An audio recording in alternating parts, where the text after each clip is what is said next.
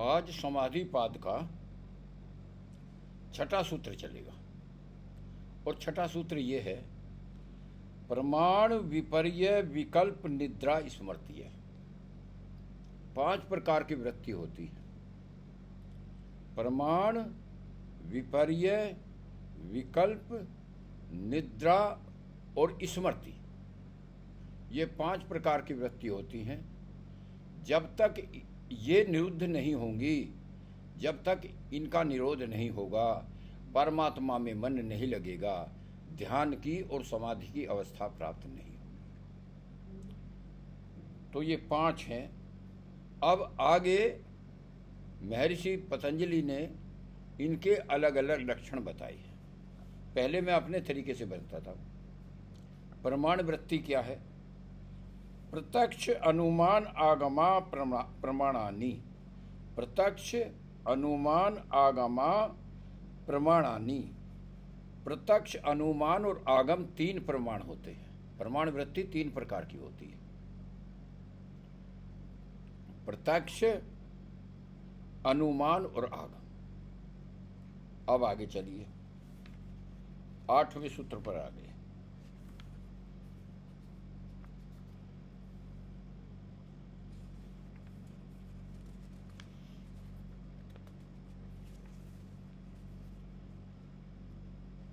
देखिए, पहले प्रत्यक्ष वृत्ति के बारे में बताता हूं। प्रत्यक्ष अनुमान और आगम, प्रमाण वृत्ति को क्यों रोकना है? प्रत्यक्ष वृत्ति क्या होती है? ज्ञानेंद्रियों द्वारा जो हम संशय रहित ज्ञान प्राप्त करते हैं वो प्रत्यक्ष ज्ञान होता है। ज्ञानेंद्रियों द्वारा जो संशय रहित ज्ञान प्राप्त करते हैं वो प्रत्यक्ष ज्ञान होता है। यदि हम आंखों से देख रहे हैं तो परमात्मा का ध्यान होगा या जिस वस्तु को देख रहे हैं उसका ध्यान होगा?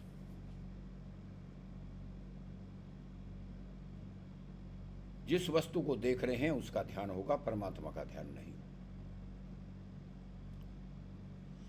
यदि जिह्वा से हम स्वाद ले रहे हैं किसी वस्तु का तो हमारा मन उस वस्तु में लगेगा जिसका हम स्वाद ले रहे हैं, परमात्मा का ध्यान नहीं होगा। यदि हम सुगंधि प्राप्त कर रहे हैं तो जिस वस्तु की सुगंधि प्राप्त कर रहे हैं उसका ध्यान होगा, परमात्मा का ध्यान नहीं होगा। यदि हम किसी वस्तु का स्पर्श कर रहे हैं, स्पर्श का सुख ले रहे हैं, तो उस वस्तु का ध्यान होगा जिसका हम स्पर्श कर रहे हैं, स्पर्श का सुख ले रहे हैं। शब्द, यदि हम शब्दों का आनंद ले रहे हैं, संगीत का आनंद ले रहे हैं, कानों से मधुर शब्द सुन रहे हैं, अपनी प्रशंसा आदि सुन रहे हैं, तो जिसकी हम प्रशंसा सुन रहे हैं उसका ध्यान होगा या परमात्मा का ध्यान होगा? जब तक इन वृत्तियों को नहीं रोका जाएगा, प्रत्यक्ष प्रमाण की वृत्तियों को, तब तक परमात्मा का ध्यान नहीं हो सकता। यदि हम परमात्मा का ध्यान करना चाहते हैं तो आंखों से देखना बंद करना होगा, रस का ग्रहण करना बंद करना होगा। रस में मन नहीं लगेगा, गंध में मन भी नहीं लगेगा, स्पर्श में मन भी नहीं लगेगा और शब्द में भी मन नहीं लगेगा, तब परमात्मा का ध्यान होगा। तो प्रमाण वृत्ति का निरोध करना पड़ता है। अनुमान वृत्ति,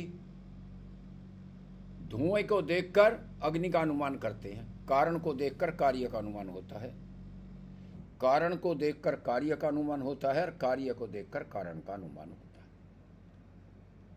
यदि हम अनुमान लगा रहे हैं तो जिस वस्तु का अनुमान लगा रहे हैं उसका ध्यान होता है, परमात्मा का ध्यान नहीं होता। प्रत्यक्ष अनुमान और आगम, आगम वृत्ति होती है। यदि हम कोई पुस्तक पढ़ रहे हैं, वेद पढ़ रहे हैं, तो वेद में जो ज्ञान लिखा हुआ है उसका ज्ञान होता है, परमात्मा का ध्यान नहीं होता। तो यदि हम परमात्मा का ध्यान करना चाहते हैं तो हमें प्रमाण वृत्ति को रोकना होगा। ये होती है पहली प्रमाण वृत्ति। आगे है विपर्य वृत्ति। विपर्य वृत्ति को भी रोकना होता है, लेकिन विपर्य वृत्ति क्या होती है पहले इसके बारे में जानना चाहिए।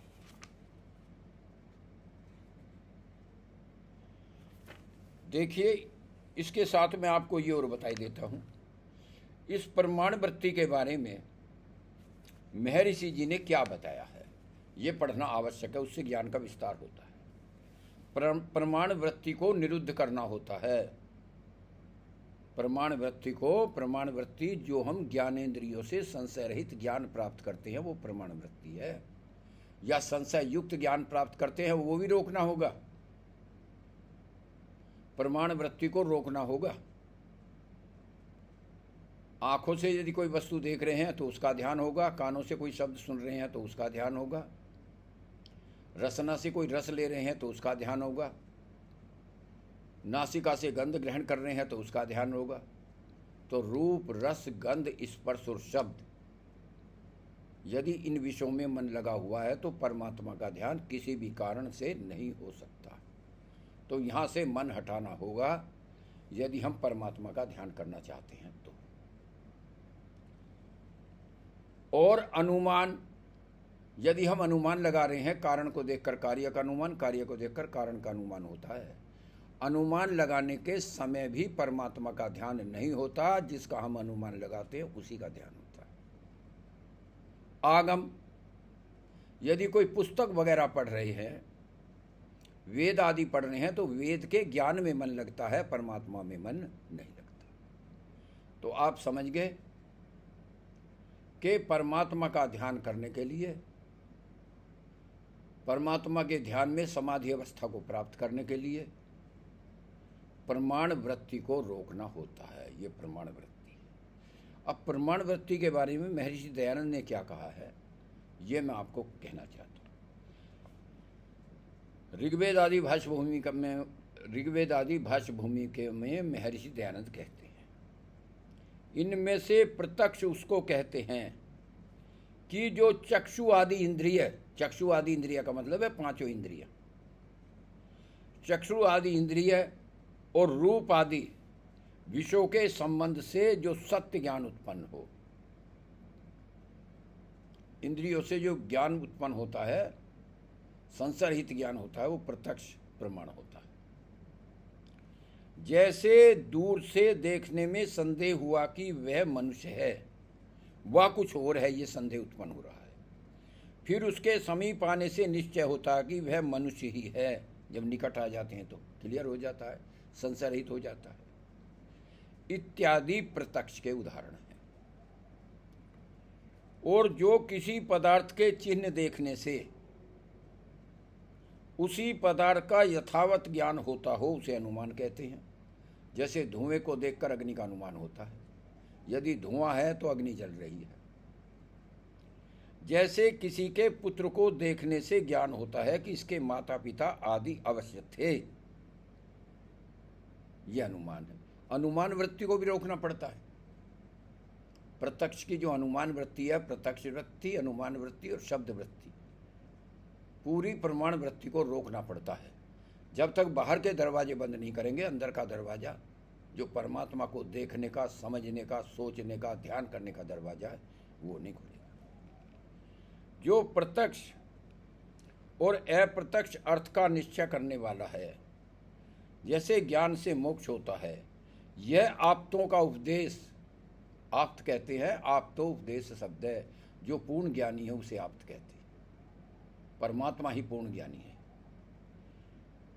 वो शब्द प्रमाण है।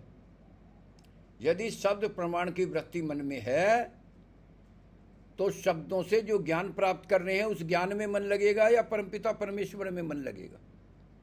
तो प्रमाण वृत्ति को रोकना होता है। अब दूसरी वृत्ति में आ जाइए। दूसरी वृत्ति है, यह 8वां सूत्र है, इसमें लिखा विपर्ययो मिथ्या ज्ञानम तद्रूप प्रतिष्ठम। मिथ्या ज्ञान जो यथार्थ रूप में प्रतिष्ठित न हो, मिथ्या ज्ञान जो यथार्थ रूप में प्रतिष्ठित न हो उसे विपर्य कहते हैं। विपर्य विपरीत ज्ञान को कहते हैं। यदि विपर्य विपरीत ज्ञान में मन लगा हुआ है तो क्या परमात्मा का ध्यान हो जाएगा? नहीं हो सकता। तो विपर्य वृत्ति जो मिथ्या ज्ञान की वृत्ति है, इसका निरोध करना पड़ता है, मन को रोकना पड़ता है। आगे चलिए। ऋषि दयानंद जी कहते हैं इसमें, दूसरी विपर्य कि जिससे मिथ्या ज्ञान हो, अर्थात जैसे को तैसा न जानना अथवा अन्य में अन्य भावना कर लेना, इसको विपर्य कहते हैं। विपर्य वृत्ति का भी निरोध करना पड़ता है। यदि विपर्य वृत्ति, विपरीत ज्ञान में मन लग रहा है तो भी परमात्मा का ध्यान नहीं हो सकता। आगे विकल्प वृत्ति किसे कहते हैं, ये देखिए। शब्द ज्ञान अनानुपाती वस्तु शून्यो विकल्प है। शब्द ज्ञान अनानुपाती वस्तु शून्यो विकल्प है। शब्द से उत्पन्न हुआ जो ज्ञान, शब्द से उत्पन्न हुआ जो ज्ञान उस ज्ञान के पश्चात होने का है स्वभाव जिसका, वह शब्द अनुपाती होता है वस्तु का जिसमें अभाव होता है। हवाई किले बनाना, हवाई किले बनाना क्या है कि कुछ भी नहीं है लेकिन हवाई किले बना रहे हैं, कल्पना कर रहे हैं। यदि हमारा मन कल्पना में खोया हुआ है, यदि हमारा मन किसी कल्पना में खोया हुआ है तो भी परमात्मा का ध्यान नहीं हो सकता। यदि मन किसी कल्पना में खोया हुआ है तो भी, ये विकल्प ज्ञान कहलाता है। अर्थात जिसमें ज्ञेय वस्तु न हो, जो जानने वाली वस्तु वो ना हो, केवल शब्दों का व्यवहार होता है, शब्दों का उच्चारण होता है। जैसे एक एग्जाम्पल लिखिए महर्षि व्यास ने, मृग तृष्णा के जल में स्नान किए हुए। मृग तृष्णा वो होती है जो हिरण को रेगिस्तान में दूर से जल दिखाई देता है, लेकिन वो प्रकाश के कारण होता है, गर्मी के कारण होता है, प्रकाश की तरंगों के कारण होता है, वे जल की तरंगे नहीं होती। तो मृग तृष्णा के जल में स्नान किए हुए आकाश के पुष्प को सिर पर धारण करके क्या आकाश का फूल बन सकता है? आकाश तो आकाश है, वायु से भी सूक्ष्म होता है आकाश। आकाश का फूल कैसे बन जाएगा? यह बंध्या का पुत्र, और कोई बंध्या का पुत्र है, बंध्या का पुत्र होता ही नहीं है, यह भी कल्पना मात्र है। जिसके हाथ में खरगोश के सींगों का धनुष है, खरगोश के सींग होते ही नहीं है तो धनुष कहां से बन गया? तो जैसे ये कोरी कल्पना है, इस प्रकार कल्पनाओं में मन लगाना। यदि हम कोई कल्पना कर रहे हैं, हवाई किले बना रहे हैं, तो भी परमात्मा का ध्यान नहीं हो सकता। ऋषि दयानंद जी ने ये विकल्प वृत्ति के बारे में कुछ लाइन लिखी है, इन्हें आप देखिए। जैसे किसी ने किसी से कहा कि एक देश में हमने आदमी के सिर पर सींग देखे थे, यह कल्पना मात्र है। इस बात को सुन के कोई मनुष्य निश्चय कर ले कि ठीक है, सींग वाले मनुष्य भी होते होंगे। ऐसी वृत्ति को विकल्प वृत्ति कहते हैं। अर्थात कहने का मतलब यह है, कल्पना से जब तक मन नहीं हटाया जाएगा, मुख्य बात यह है, तब तक परमात्मा का ध्यान नहीं हो सकता। अब आप आगे बढ़िए। अगली वृत्ति है प्रमाण विपर्य विकल्प निद्रा। निद्रा वृत्ति का भी निरोध करना पड़ता है यदि आप परमात्मा का ध्यान करना चाहते हैं तो। कैसे? पहले सूत्र पढ़ते हैं। अभाव प्रत्यय आलंबना वृत्ति निद्रा। अभाव प्रत्यय आलंबना वृत्ति निद्रा। सूत्र का अर्थ है, जो वृत्ति ज्ञानों के अभाव को आश्रित करे। जब आदमी सुसुप्ति अवस्था में चला जाता है तो उसका मन कहाँ चला जाता है? मन से ही आदमी विचार करता है, मन में ही कामना पैदा होती है, कहाँ चला जाता है? मन प्राणों में स्थित हो जाता है। जो व्यक्ति सुसुप्ति अवस्था को प्राप्त कर लेता है, ना वो कोई विचार करता है, ना वो कोई कामना करता है, ना वो सुनता है, ना देखता है। इंद्रियों के सभी व्यवहार बंद हो जाते हैं, क्योंकि मन प्राणों में स्थित हो जाता है। तो जब निद्रा आ गई, आप मुझे ये बताइए, आपको परमात्मा का ध्यान करना है और आप सो गए तो परमात्मा का ध्यान कौन करेगा? निद्रा के बाद क्या परमात्मा का ध्यान होता है? निद्रा के बाद तो मनुष्य वास्तव में परमात्मा का आनंद लेता है सुसुप्ति अवस्था में। एक सूत्र है, बहुत प्रसिद्ध सूत्र है, समाधि सुसुप्ति मोक्षेषु ब्रह्मरूपता। समाधि अवस्था में जब परमात्मा के ध्यान में मग्न हो जाता है जीवात्मा, सुसुप्ति सोने पर और मुक्ति में ब्रह्मरूपता प्राप्त हो जाती है, परमात्मा का आनंद मिलता है। समाधि सुसुप्ति मोक्षेषु ब्रह्मरूपता, यह सांख्य दर्शन का सूत्र है।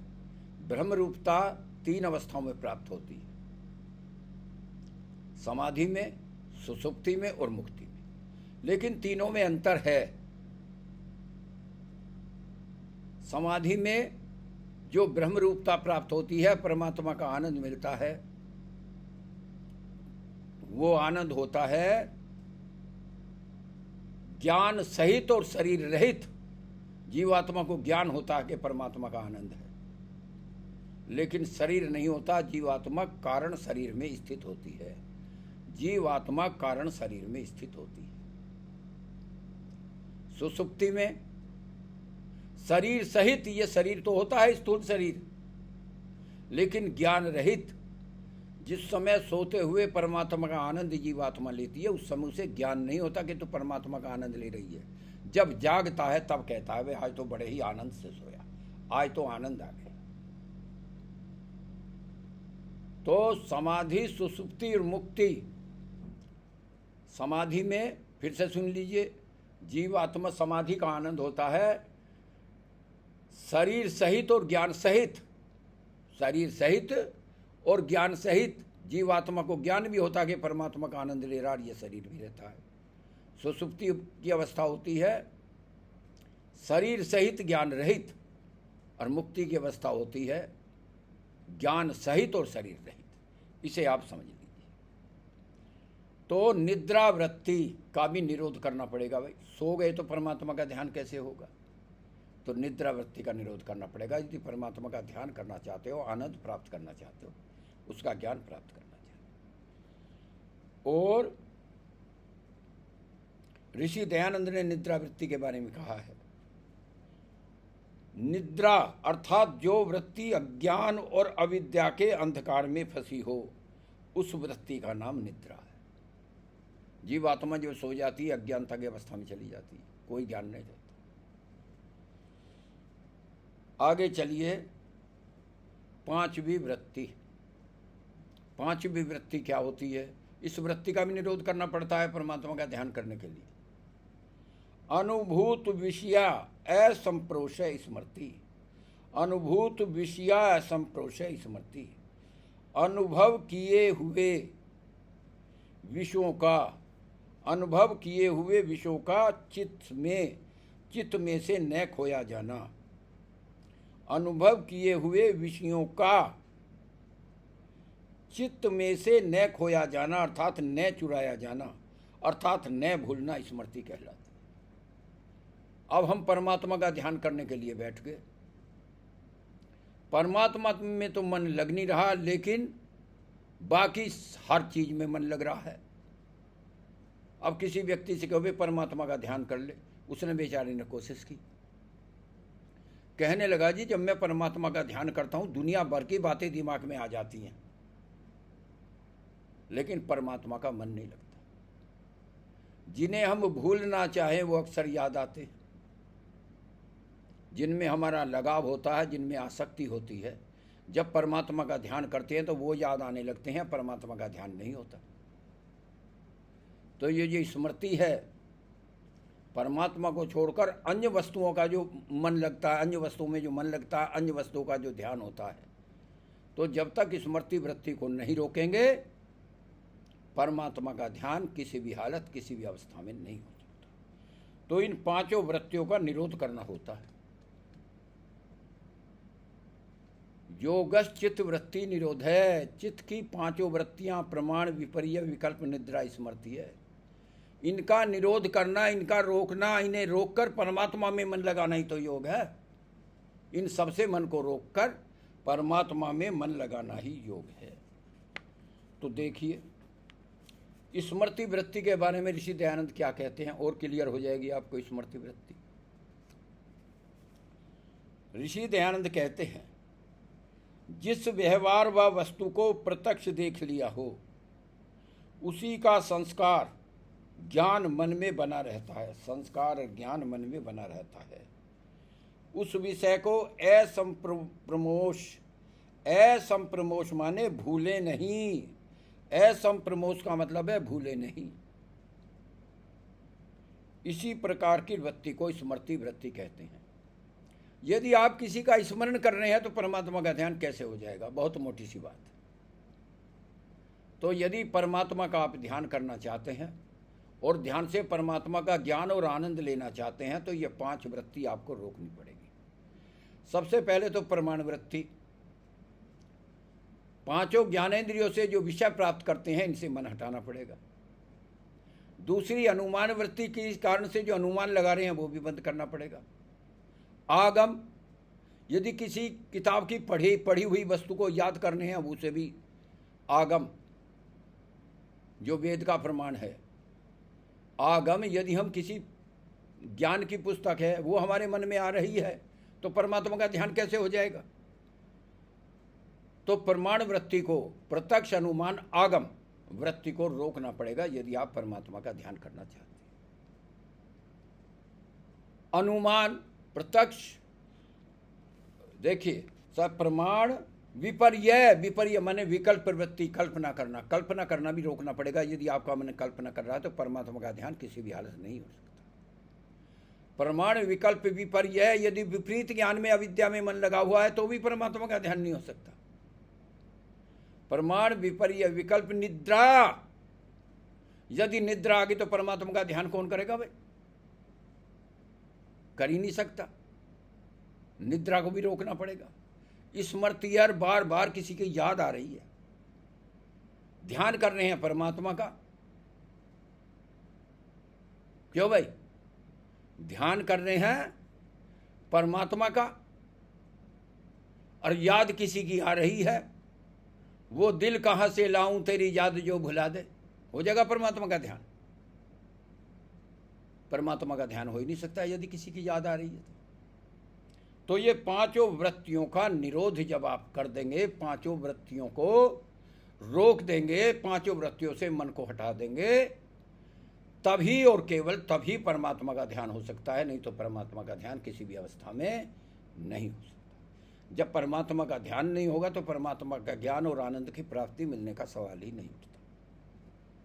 अब आगे देखिए, हमारे ऋषियों ने बड़ी ही व्यवस्था से, बड़ी ही तर्कसम्मत तरीके से, रीजनल तरीके से एक दूसरे का संबंध जोड़कर सूत्रों की स्थापना की है। ये नहीं कि कोई सूत्र कहीं भी लिख दिया, जहां सूत्र लिखना चाहिए वहीं लिखा है। यदि सूत्र का स्थान बदल दिया तो सारा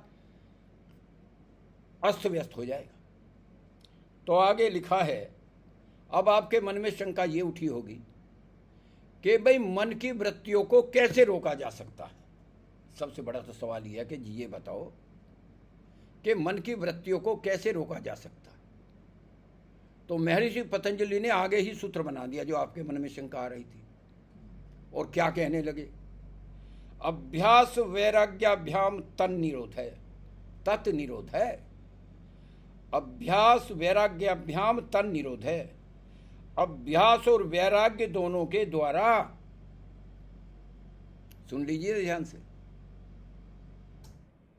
अभ्यास और वैराग्य दोनों के द्वारा उन वृत्तियों का निरोध होता है, उन वृत्तियों को रोका जाता है।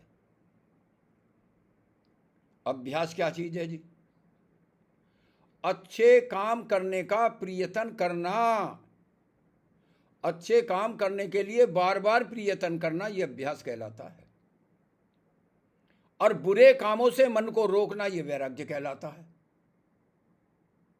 जिस प्रकार पक्षी दोनों पंखों से उड़ सकता है, एक पंख से कोई भी पक्षी नहीं उड़ सकता। इसी प्रकार से यदि योगी परमात्मा के पास जाना चाहता है, उड़कर जाना चाहता है, तो दो पंख लगाने पड़ेंगे, एक अभ्यास का और एक वैराग्य का।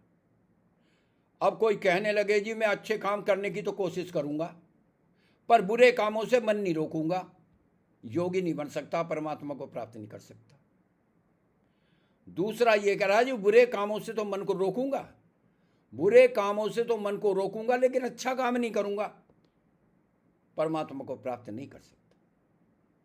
तो अभ्यास और वैराग्य दोनों से ही मन को रोका जाता है, दोनों मिलकर ही वृत्तियों का निरोध कर सकते हैं। अभ्यास और वैराग्य दोनों मिलकर ही वृत्तियों का निरोध कर सकते हैं। इनमें प्रथम वैराग्य द्वारा चित्त वृत्तियों का निरोध करना चाहिए। पहले बुरे कामों से मन को रोकोगे तभी तो अच्छे काम करोगे, और अभ्यास द्वारा उन निरुद्ध संस्कारों की दृढ़ता करनी चाहिए। अच्छे काम करने का प्रयत्न करना चाहिए, बार बार परमात्मा का ध्यान करने का प्रयत्न करना चाहिए, और संसार से मन को हटाना चाहिए। पहले संसार से मन को हटाइए, फिर बार बार परमात्मा से मन जोड़ने का प्रयत्न कीजिए। तो अभ्यास और वैराग्य इन दोनों से ही मन को रोका जाता है, योग की स्थिति को प्राप्त किया जाता है। अब ऋषि दयानंद जी ने इस सूत्र की व्याख्या की है। ऋषि दयानंद जी क्या कहते हैं, अब आप इसमें देखिए। इन 5 वृत्तियों को बुरे कामों से हटाना है, और अनीश्वर के ध्यान से हटाने का उपाय कहते हैं। ईश्वर का ध्यान ना होना होता है अनीश्वर का ध्यान। जैसा अभ्यास उपासना प्रकरण में आगे लिखेंगे वैसा करें, बहुत से अभ्यास बताए जाएंगे। और वैराग्य अर्थात बुरे कामों और दोषों से अलग रहे।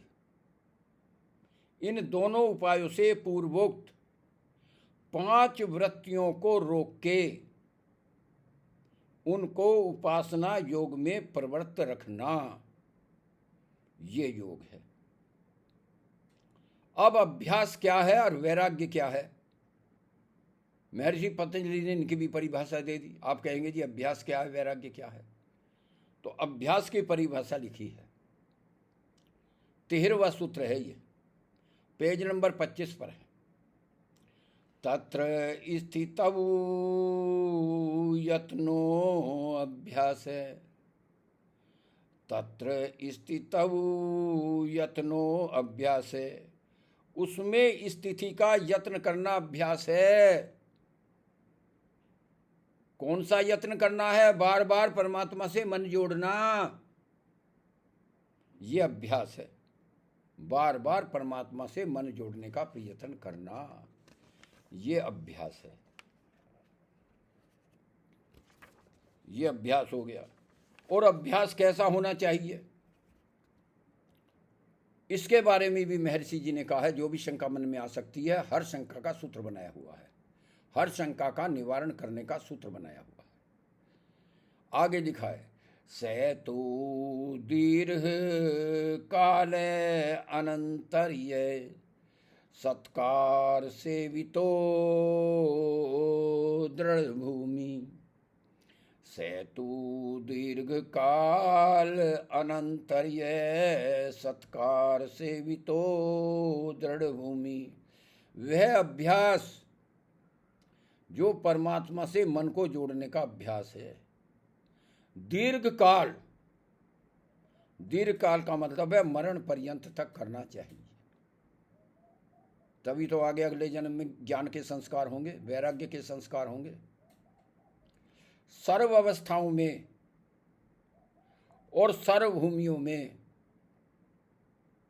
आदरयुक्त किया हुआ दृढ़ भूमि होता है। जब लगातार अभ्यास करते हैं और दीर्घ काल तक अभ्यास करते हैं तो वो दृढ़ भूमि हो जाता है।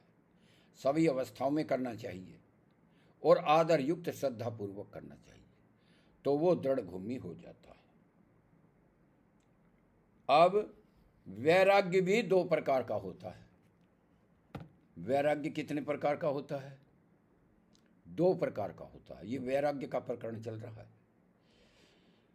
15वां सूत्र देखिए, दृष्टा अनुश्राविक विषय वितरणस्य वशीकार संज्ञा वैराग्यम।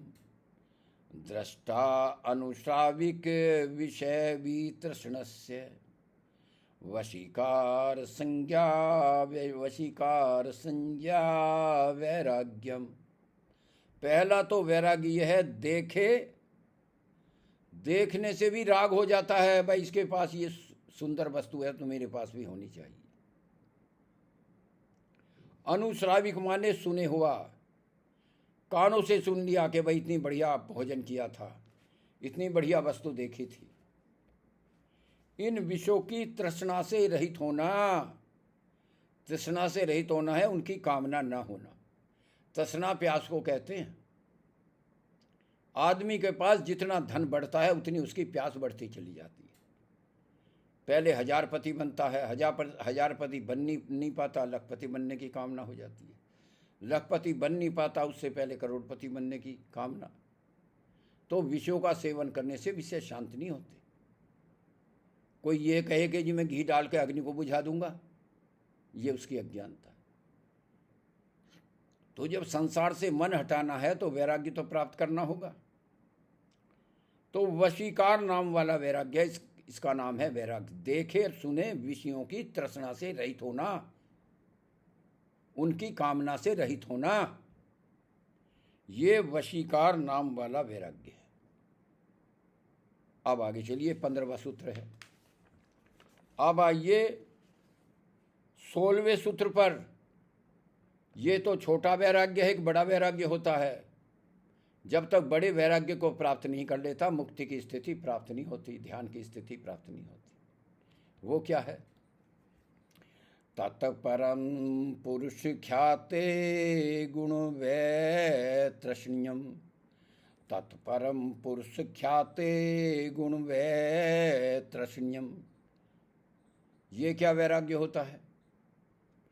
पुरुष ज्ञान होने पर, जब जीवात्मा को अपने स्वरूप का ज्ञान हो जाता है कि जीवात्मा शुद्ध बुद्ध और मुक्त है, तो जो गुण हैं प्रकृति में, जो 3 गुण हैं, कौन कौन से प्रकृति में 3 गुण हैं? सतोगुण, रजोगुण और तमोगुण। ये हमारे मन में भी होते हैं। सात्विक, राजसिक और तामसिक, 3 प्रकार का मन होता है। ये हमारे भोजन में भी होते हैं। सात्विक, राजसिक, तामसिक हमारे शरीर में भी होते हैं, सृष्टि में भी होते हैं। ये आत्मा को छोड़कर सब जगह होते हैं। ये जड़ पदार्थों का गुण है। मूल प्रकृति में भी सात्विक, राजसिक और तामसिक गुण होते हैं। इनको समझना बहुत जरूरी है। आगे इसमें बताएंगे योग दर्शन में इनका स्वरूप क्या है, गुणों का स्वरूप क्या है। प्रख्या प्रवृत्ति स्थिति। सतोगुण ज्ञान स्वरूप होता है। रजोगुण प्रवृत्ति अर्थात कर्म स्वरूप होता है। और तमोगुण स्थिति अर्थात आराम स्वरूप होता है। स्थिति आप जानते हैं। स्थिति हमें जीवन यापन करने के लिए 3 गुणों की आवश्यकता पड़ती है। इनमें कोई भी गुण बुरा नहीं है, कोई भी गुण बुरा नहीं है। केवल गलत तरीके से गुणों का उपयोग करना, गुणों में आसक्ति होना, ये दोषपूर्ण है। सोना सतोगुणी है, सोना सतोगुण है, रजोगुण है या तमोगुण है? सोना तमोगुण होता है, क्योंकि स्थिति स्वरूप हो जाता है जीवात्मा। शरीर भी स्थिति को प्राप्त कर लेता है। लेकिन क्या बिना सोए काम चल जाएगा? रजोगुण कर्मों में लगता है, कर्मों में आसक्ति होती है रजोगुण में। धन की जब कामना होती है तो आदमी बहुत परिश्रम करता है। रजोगुण व्यक्ति सबसे अधिक परिश्रम करता है, इसलिए उसका मन चंचल रहता है। रजोगुण में मन चंचल रहता है। लेकिन रजोगुण की भी आवश्यकता होती है। यदि हमें बिल्कुल भी रजोगुण नहीं होगा और बिल्कुल भी हम कोई काम नहीं करेंगे तो घर वाले रख लेंगे, घर वाले घर से निकाल देंगे जी। पड़ा पड़ा रोटी चावता रहे, ठीक है जी, क्या फायदा हुआ जी। तो हमें तमोगुण की भी आवश्यकता है, रजोगुण की भी आवश्यकता है और सतोगुण की भी आवश्यकता है। यदि मन ज्ञान में नहीं लगेगा, बिना ज्ञान के कोई कर्म नहीं होता। एक तमोगुणी व्यक्ति किसे कहते हैं? तमोगुणी व्यक्ति, तमोगुणी व्यक्ति वे उसे कहते हैं जो तमोगुण में आसक्त है। जब कुछ नहीं करेगा तो दोष पैदा हो जाते हैं, निद्रा, आलस, प्रमाद पैदा हो जाती है। रजोगुणी व्यक्ति किसे कहते हैं?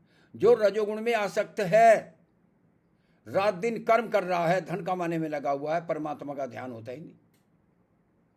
बालक बेकार हो जाए, जो बहुत तीव्र रजोगुणी व्यक्ति होता है। और सतोगुणी व्यक्ति वो है जिसका मन ज्ञान में लगता है। लेकिन क्या सुबह से शाम तक आप ज्ञान में लगे रहो तो काम चल जाएगा? एक व्यक्ति होता है गुणातीत। गुणातीत किसे कहते हैं? जो गुणों का धर्म युक्त प्रयोग करता है, जो गुणों का प्रॉपर तरीके से, जब सोना चाहिए जब सोता है, जब कार्य करना चाहिए कार्य करता है, जब पढ़ना चाहिए पढ़ता है।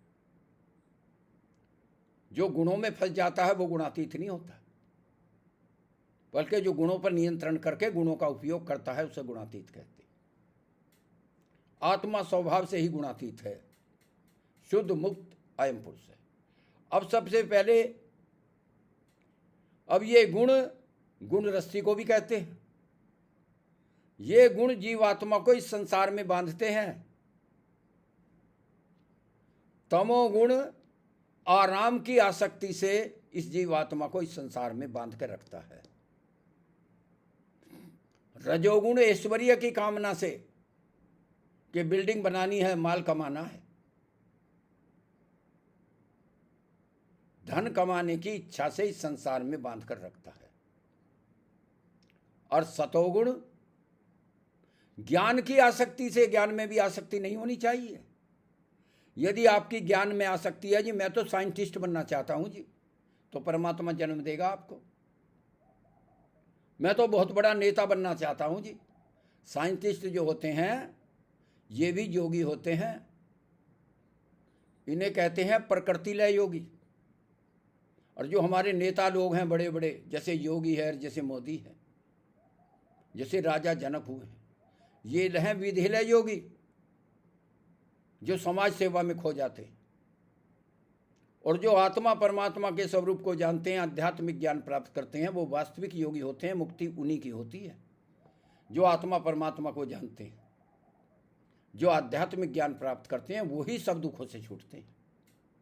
तो सतोगुण भी जीवात्मा को बांधता है, ज्ञान की आसक्ति से बांधता है। सतोगुण सुख की आसक्ति से बांधता है, वैराग्य की आसक्ति से बांधता है।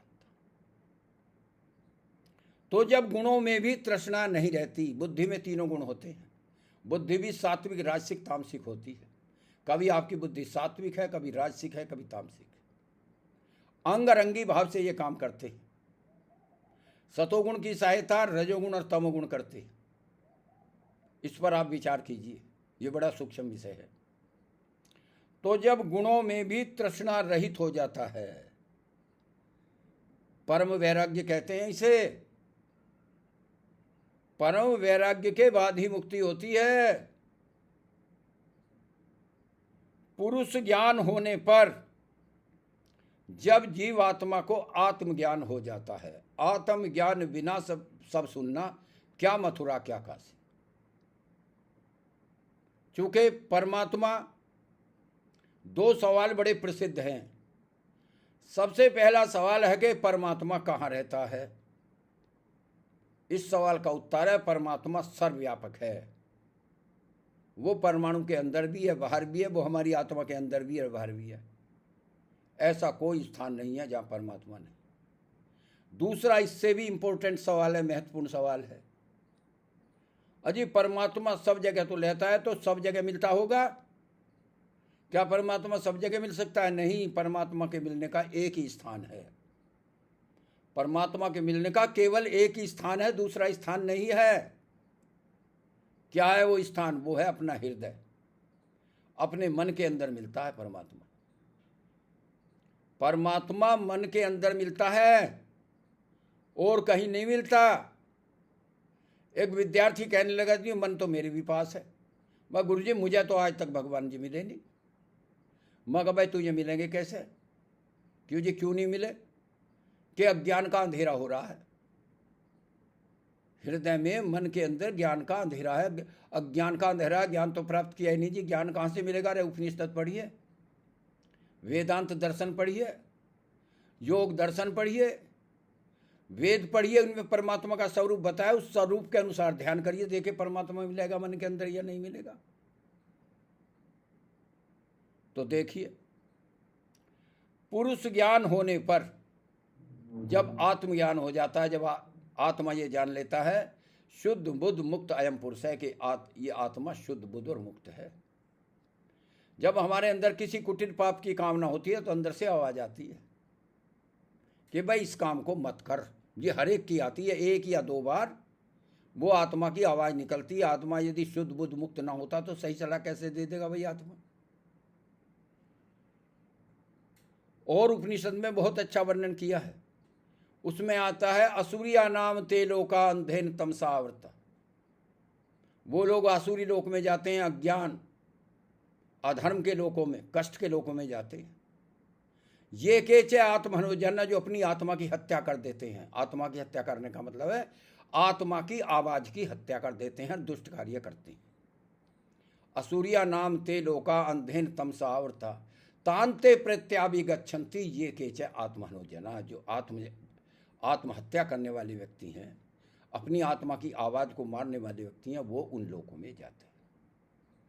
तो देखिए आत्मा में ज्ञान होता है। महर्षि दयानंद ने सत्यार्थ प्रकाश की भूमिका में लिख दिया है कि आत्मा अच्छे बुरे को जानता है, क्या सुख है क्या दुख है इस बात को जानता है, लेकिन आत्मा में स्थित होने की आवश्यकता है। तो मैं अब ये सूत्र का अर्थ पढ़ता हूं।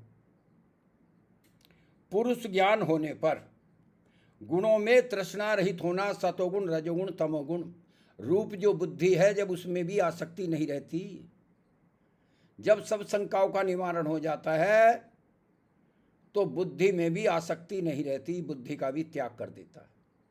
जैसे छत पर चढ़ने वाला व्यक्ति सीढ़ी से छत पर चढ़ता है, क्या फिर वो सीढ़ी को लिए लिए फिरता है? नहीं, सीढ़ी वहीं छोड़ देता। इसी प्रकार जब तक बुद्धि में आसक्ति है, ज्ञान में आसक्ति है, जन्म होता रहेगा। तो अंत में जब योगी की धर्म में एक समाधि लग जाती है तो बुद्धि का भी त्याग कर देता है। तो पुरुष ज्ञान होने पर गुणों में तृष्णा रहित होना, गुणों में भी आसक्ति, तृष्णा आसक्ति को कहते हैं। तृष्णा रहित होना, रूप जो वैराग्य है वह परम वैराग्य कहलाता है। पहला वैराग्य आपको बता दिया, देखे सुने हुए विषयों की तृष्णा से रहित होना। दूसरा है बुद्धि में जो तीन गुण है, सतोगुण रजोगुण तमोगुण, इन तीनों गुणों की आसक्ति से रहित होना। अर्थात जब जीव आत्मा को अपने स्वरूप और परमात्मा के स्वरूप का साक्षात ज्ञान हो जाता है, अपने स्वरूप और परमात्मा के स्वरूप का साक्षात ज्ञान हो जाता है। आत्मा का स्वरूप भी जाना जरूरी है और परमात्मा के स्वरूप के जाने बिना तो मुक्ति नहीं होती। एक कहने लगा जी आत्मा का स्वरूप जानना क्यों जरूरी है, डायरेक्ट परमात्मा का स्वरूप जान लेते हैं। मकाबे जब तक अपने स्वरूप का पता नहीं है, एक आदमी, कोई गांव का आदमी चला गया और वो लाल किले पे खड़ा हो गया, आंधी चल रही थी, कोई दिखाई नहीं दे रहा था, उसे दरियागंज जाना था। जब दरियागंज जाने था उसने देखा भाई और तो कोई है नहीं, इसी से पूछें। कहने लगा भाई साहब दरियागंज का रास्ता देखा आपने? दरियागंज बता दोगे कहाँ है? वो कहने लगा पहले तू यूँ बता दे मैं कहाँ खड़ा हूँ, पहले तू मुझे यूँ बता दे मैं कहाँ खड़ा हूँ, तो तुझे दरियागंज का रास्ता बता दूंगा। तो जब अपना ही पता नहीं तो दूसरे को रास्ता बता दोगे? जब आत्मा का ही पता नहीं परमात्मा को जान लोगे? परमात्मा तो आत्मा से भी परे है। तो देखिए जब साक्षात ज्ञान आत्मा और परमात्मा का हो जाता है, तब तीन गुण रूप जो बुद्धि, उसमें भी तृष्णा नहीं रहती, बुद्धि में भी तृष्णा ज्ञान में भी तृष्णा नहीं रहती। बुद्धि का अर्थ ज्ञान होता है, ज्ञान के संग्रह को ही बुद्धि कहते हैं। निश्चय करने का साधन बुद्धि है, इसमें भी तृष्णा नहीं रहती। अर्थात उसको भी जीव त्याग देता है, ज्ञान में भी आसक्ति नहीं होती। यदि ज्ञान में आसक्ति है तो ज्ञान प्राप्त करने के लिए जन्म लेना पड़ेगा, सीधा हिसाब है। और जब ज्ञान से भी आसक्ति हट जाएगी तो परमपिता परमेश्वर के प्राप्त होने का सीधा रास्ता प्राप्त होता है। उसी अवस्था में गुणातीत कहलाता है, गुणों से अतीत परे चला गया। ना सतोगुण से बंधा हुआ है, ना रजोगुण से बंधा हुआ है, ना तमोगुण से बंधा हुआ है। धर्म के अनुसार गुणों का उपयोग कर रहा है। गुणातीत भी गुणों का उपयोग करता है, लेकिन वो अपने विवेक ज्ञान से उपयोग करता है। और जो अज्ञानी वो गुणों में बंधे रहते हैं। सतोगुण का असर हो गया तो सात्विक काम करने लगे, रजोगुण का असर हो गया तो राजसिक काम करने लगे, तमोगुण में आसक्ति होगी तो तमोगुण काम करने लगे। वही कैवल्य मुक्ति है। जीवात्मा का अपने स्वरूप में स्थित होना ही कैवल्य मुक्ति है। केवल में तद्धित प्रत्यय लग के बना है कैवल्य। कैवल्य का अर्थ होता है जीवात्मा का अपने स्वरूप में स्थित होना। अब देखिए, इससे आगे चलते हैं। इससे यदि आप आगे चलेंगे तो इससे आगे चलते हैं। इससे आगे अब 17वां सूत्र आता है। अब समाधि बताई जाएंगी। समाधि कितने प्रकार की होती है? पहले तो मैं बता दूं, योगी 2 प्रकार के होते हैं। संप्रज्ञात और असंप्रज्ञात 2 प्रकार का योग होता है। संप्रज्ञात योग कौन सा होता है? संप्रज्ञात योग में सुख की कामना होती है, संसार के सुख की कामना होती है। परमात्मा की उपासना से केवल मुक्ति ही प्राप्त नहीं की जाती। मुक्ति तो सर्वोच्च लक्ष्य होता है।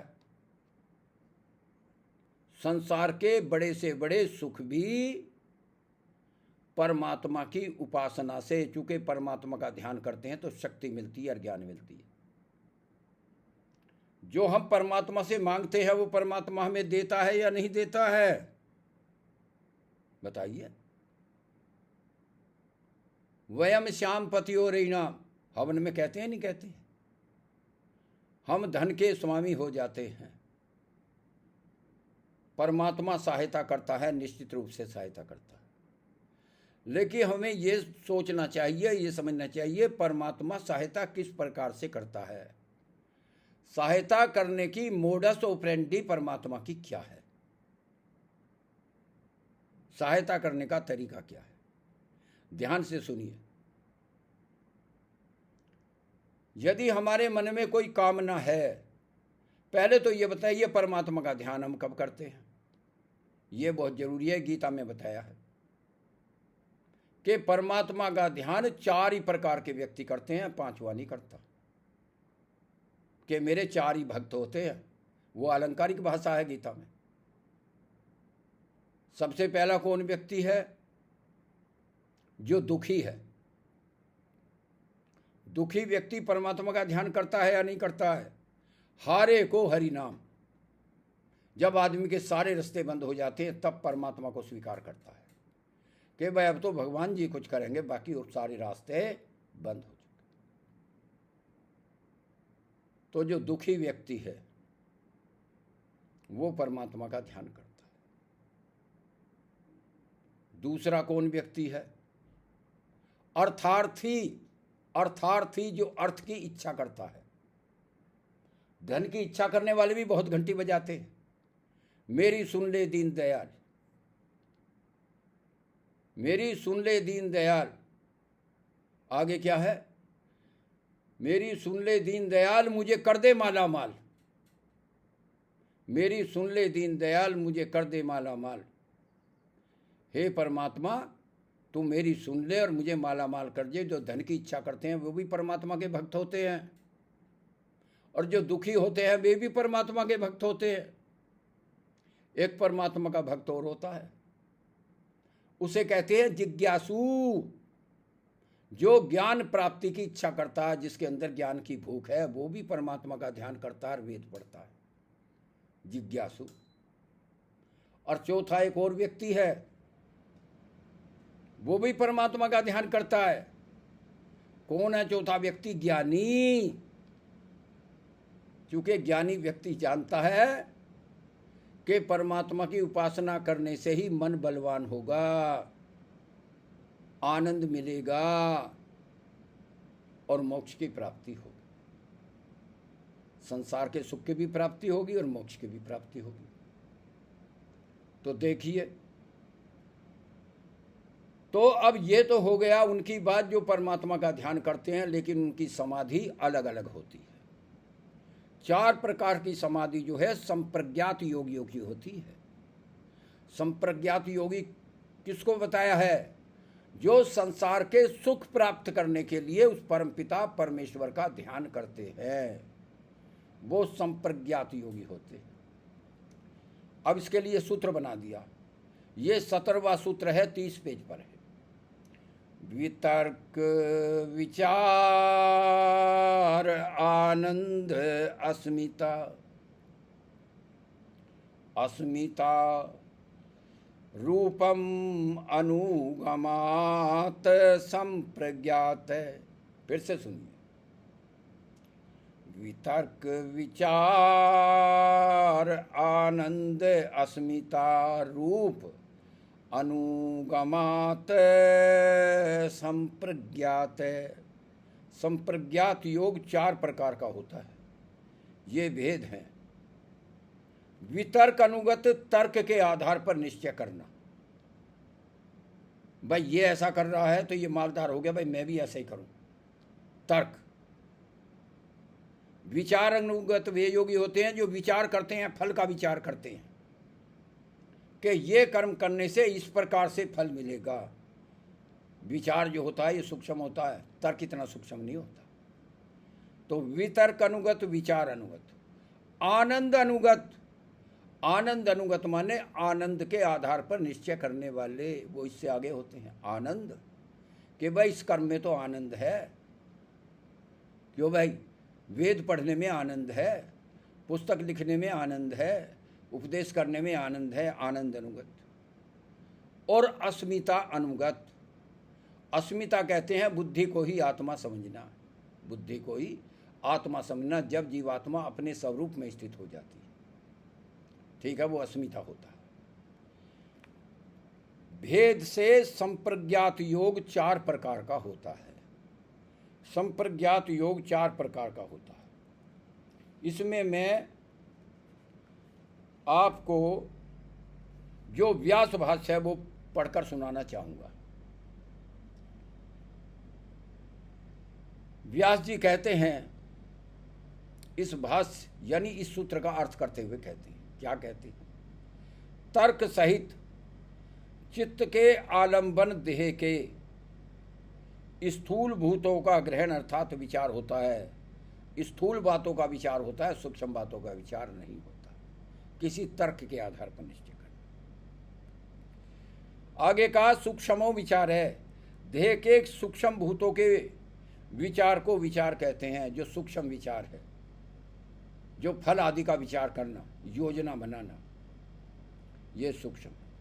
आनंद हिलादय, देह में ध्यान अवस्था में जो आनंद प्रतीत होता है, आनंद के लिए समाधि लगाते हैं कि जी परमात्मा का ध्यान करने से बड़ा आनंद आता है, बड़ी शांति आती है। आगे जी। और केवल जीवात्मा का, देखिए ऋषि जी क्या लिखते हैं, महर्षि ऋषि व्यास जी क्या लिखते हैं? केवल जीवात्मा का अपने स्वरूप को जानना अस्मिता कहलाता है। अपने स्वरूप को जानता है, परमात्मा के स्वरूप को पूर्ण रूप से नहीं जानता, इसलिए अपनी आत्मा की कामनाओं के अनुसार कार्य करता है। केवल जीवात्मा का अपने स्वरूप को जानना अस्मिता कहलाता है। उनमें प्रथम 4 भेदों से युक्त सवितर्क समाधि होती है। इससे आगे दूसरी समाधि आएगी तर्क रहित, उसे सविचार समाधि कहते हैं। तीसरी आएगी विचार से रहित, जब आनंद आने लगता है तो चौथी आनंद, आनंद वाली समाधि है। और इससे आगे चौथी आनंद रहित, जिसमें जीवात्मा मैं हूं, अपने स्वरूप का ज्ञान होता है। इस प्रकार वितर्क, विचार, आनंद और अस्मिता के भेद से 4 प्रकार की संप्रज्ञात समाधि होती हैं। ये वे समाधि होती हैं जिनमें सांसारिक ऐश्वर्य की कामना होती है। अब इससे आगे बढ़ जाइए। 55 मिनट हो गए हैं। जो भी बता सकते हैं मैं बताऊंगा आपको। अब आगे बढ़ रहे हैं। इसमें एक सांख्य दर्शन का एक सूत्र आया है, इसका भी अर्थ बता दूं, वो आपको सहायता करेगा। इसमें सांख्य दर्शन में सूत्र है ये 61 नंबर पर। सत्व रजस्ता सत्व रजस्तम साम साम्य अवस्था प्रकृति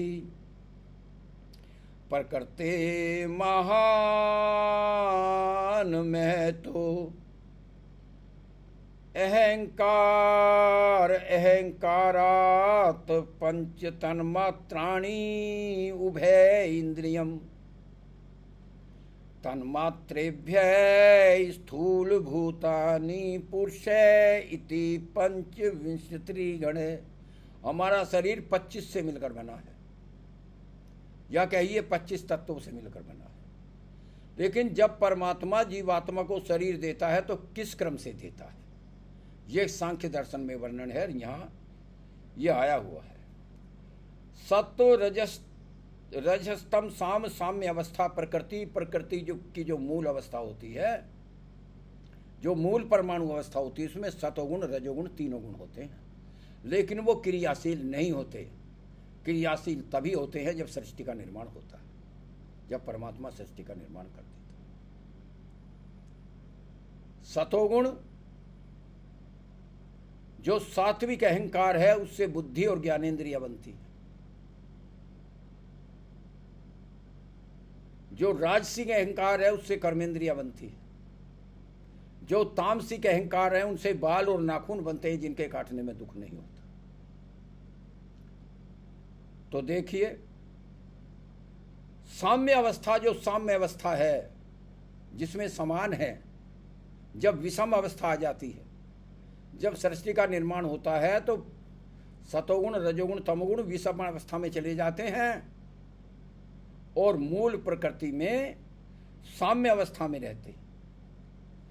प्रकृति महान, सबसे पहले परमात्मा बुद्धि तत्व देता है जीवात्मा को, जानने की शक्ति देता है, जानने की शक्ति देता है।